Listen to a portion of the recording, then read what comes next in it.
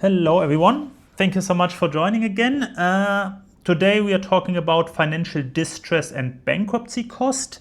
It's good to know in general what type of cost exists when a company undergoes or goes through financial distress and hopefully not going through bankruptcy.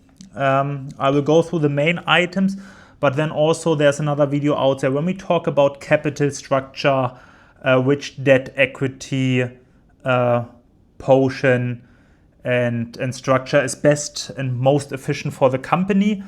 There we are talking about present value of financial distress, which affects those concepts. So quite important, I believe, to know what some of those financial distress and bankruptcy costs entail.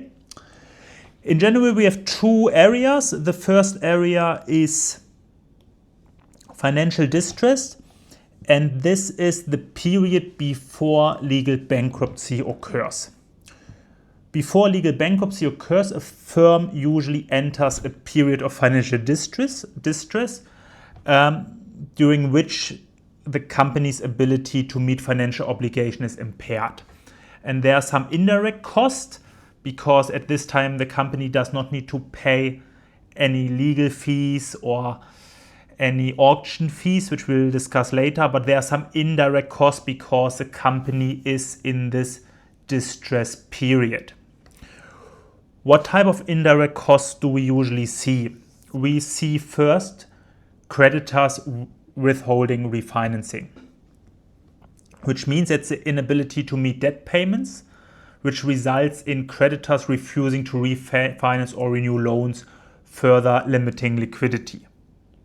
Second one, loss of customers.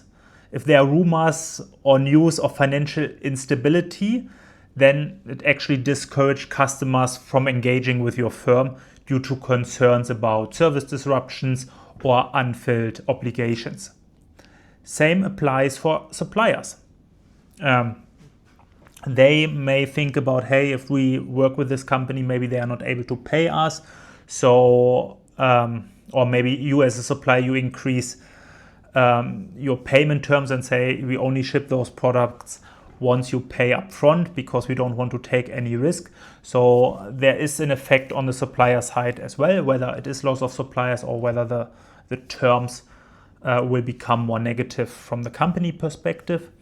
Cost to employees, talent drain. Key employees may leave for more secure job opportunities, and also the impact on the morale.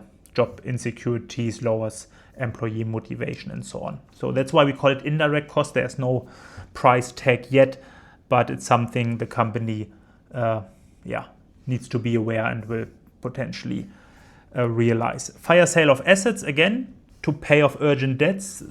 Some assets may be sold at significant discounts, leading to financial losses.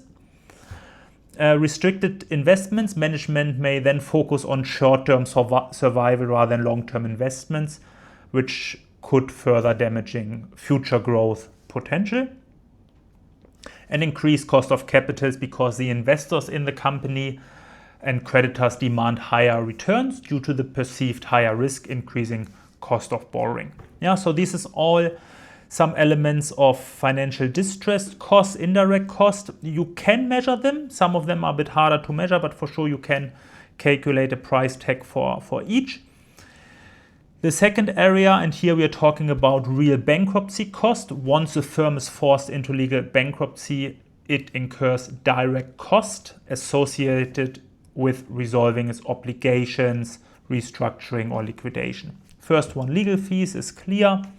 Auditor consulting fees is clear. Auction fees, many times to liquidate assets, auctioneers are hired, which incur fees. Employee placement costs. Displaced employees may require severance packages, retraining, or job placement services.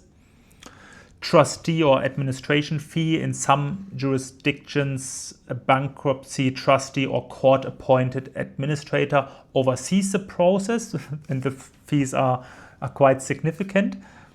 And then loss of control. Shareholders and managements lose control over the firm, often replaced by, as mentioned, court-appointed trustees, which disrupts strategic decision making. So loss of control, one. And then both of them, financial districts, you can put a price tag on this, and this goes into combined cost, and here present value of distress cost. For sure, present value to make it comparable. And then this is used, I do another video if we talk about firm value, capital structure, but also in general, if you deal with restructuring processes, restructuring,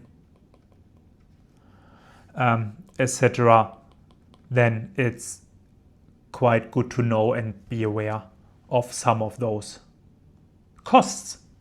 That's all I wanted to cover for today. Thank you so much for listening. See you in another video. Bye bye.